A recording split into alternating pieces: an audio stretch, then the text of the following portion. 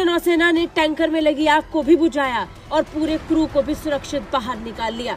पूरे ऑपरेशन के सफल होने के बाद मार्लिन लुआंडा के कप्तान भी काफी हैरान थे।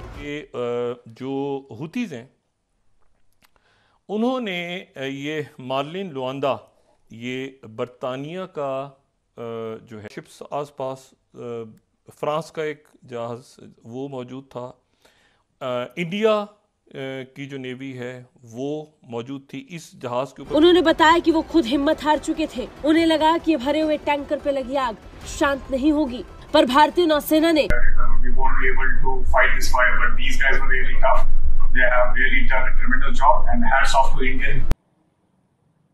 जो उन्होंने अपनी मिलिट्री अपनी नेवी को डिप्लॉय किया है कि 1 महीने के अंदर तीसरी वेसल को सपोर्ट करने जा रहे हैं, it means they have the capacity. हम सबको सिक्योरिटी देंगे, हम दादा हैं। जॉइन दोस्तों, नया वीडियो में आप लोग को स्वागत है। अमेरिका, यूके और 10 देश मिलकर एक टीम गठित किया था जो अरब सागर में जो भी देश का जहाज जाएगा उन देशों के जहाज को उद्देश्य से बचाने के लिए यह टीम बनाया गया था। लेकिन हुतियों के टारगेट में खुद यूके जहाज आ गया। हुतियों का मिसाइल से यूके का जहाज में आग लग गया। तो जहाज में जो भी क्रू मेंबर था उन लोग उम्मीद ही छोड़ दिया था जो हम लोग बाजने वाला। तो आग तेजी से इतना फैल गया दो बुझाना नामुमकिन था। उसके बाद एंट्री हो गया इंडियन नेवी का। इंडियन नेवी जाके वो ब्रिटेन के जहाज को जो भी क्रू मेंबर था सबको सुरक्षित निकाला। इंडियन नेवी का एक कदम देख के पूरा दुनिया इंडिया का तारीफ कर रहा। अमेरिका, यूके, रशिया सब मिलकर इंडिया का तारीफ कर। भारतीय नौसेना ने ब्रिटेन के भरे हुए टैंकर जहाज और उसमें मौजूद क्रू मेंबर को बचा लिया।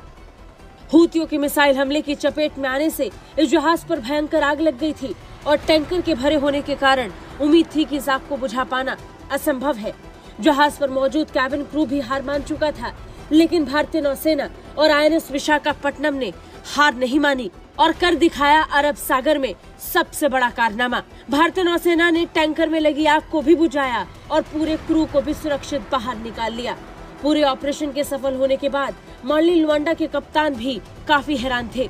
उन्होंने बताया कि वो खुद हिम्मत हार चुके थे। उन्हें लगा कि भरे हुए टैंकर पे लगी आग शांत नहीं होगी, पर भारतीय के जो हुतीज हैं उन्होंने ये मार्लिन लुआंडा ये बरतानिया का जो है, अच्छा तो वो जो है वो उसके ऊपर अटैक हुतीज ने जब किया, ये रशिया से आ रहा G7 की पाबंदियों को पेश नज़र रखते हुए ये मुकम्मल तौर पे यानी ये ठीक तरह से आ रहा था। ये मूव हुआ जब यहाँ पे तो इसके ऊपर हुतीज ने अटैक किया। अच्छा अटैक किया तो इस पर आग लग गई। अच्छा अब चूंकि ऑयल से रिलेटेड इसमें माया था सारा, तो वो जो आग है वो तेजी के साथ फैलने शुरू हुई। वो जहाज़ के हमले ने जो है वो कॉल दी। अमेरिकन वॉरशिप्स आसपास फ्रांस का एक जहाज़ वो मौजूद था, इंडिया की जो नेवी है वो मौजूद थी इस जहाज़ के ऊपर। इंडिया जो उन्होंने अपनी मिलिट्री अपनी नेवी को डिप्लॉय किया है कि 1 महीने के अंदर तीसरी वेसल को सपोर्ट करने जा रहे हैं, it means they have the capacity. India as a net security provider, India as a regional power, India की capacity in terms of humanitarian assistance, disaster relief, ये वो तो ठीक है ना जनाब, लेकिन fighting with other countries in the high seas को मजाक नहीं है भाई साहब। और मैं इसको देखता हूँ, अब पाकिस्तान जो है, अब पाकिस्तान ने नेवी किस लिए रखी हुई है?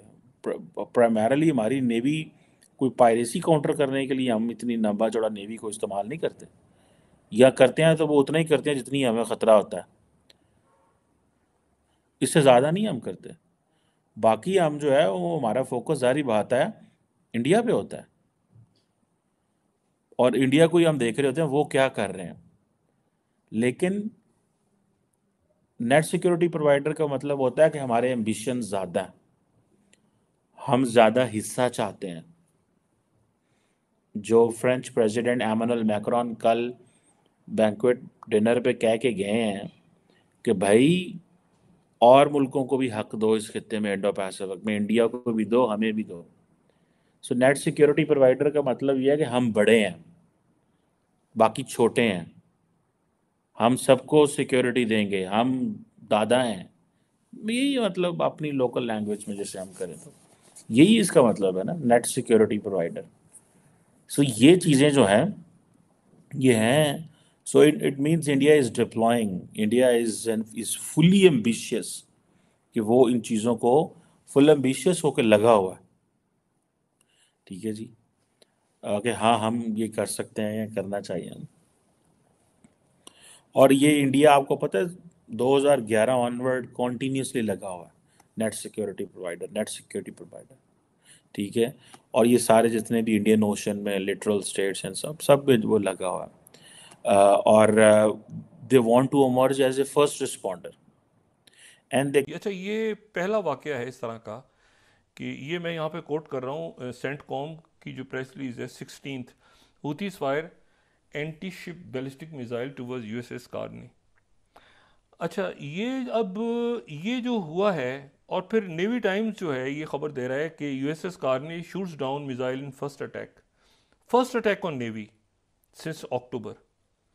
अच्छा, यानी ये जो प्रॉपर उनके बहरी बेड़े पे अटैक हुआ है हूतीस की तरफ से, ये पहला अटैक हुआ है, और अमेरिकन किसी सूरत ये नहीं चाह रहे इस वक्त कि भाई वो आगे जाके जो है ये है ना, यही यही इंडिया कह रहा है अमेरिका को कि पिछाड़ जाओ। ठीक है जी। और कैसे चीज़ें इस नेट, क्या इंडिया की प्रॉपर कैपेसिटी बिल्डिंग है? इंडिया अपनी मिलिट्री को, एयरफोर्स को, नेवी को, ठीक है जी, कैसे देखता है? और अमेरिका चाहता है कि इंडिया हमारा जो है ना वो हमारा साथ दे, और Indian security, Indian Ocean region में साथ दे। ये अमेरिकन मिलिट्री जो है वो बार बार कह चुकी है कि हम इंडिया की तरफ as a net security provider Indian Ocean में और उसके बियॉन्ड इसको देखना चाहते हैं, और वो हमारी मदद करे। वो बेसिकली इंडिया को इंगेज करना चाहते हैं, इंडिया का होराइजन बढ़ाना चाहते हैं, वो खुश कर रहा है। सो हमें भी इन चीज़ों को देखना है कि जब इंडिया नेट सिक्योरिटी प्रोवाइडर के तौर पे बात करता है तो टेक्निकली वो basically that puts Pakistan, that creates a security dilemma for Pakistan. ये एक रियलिटी है जो मिलिट्री लैंग्वेज को समझते हैं। When India talks our net security provider, वो हमारे लिए, पाकिस्तान के लिए सिक्योरिटी डायलेमा है।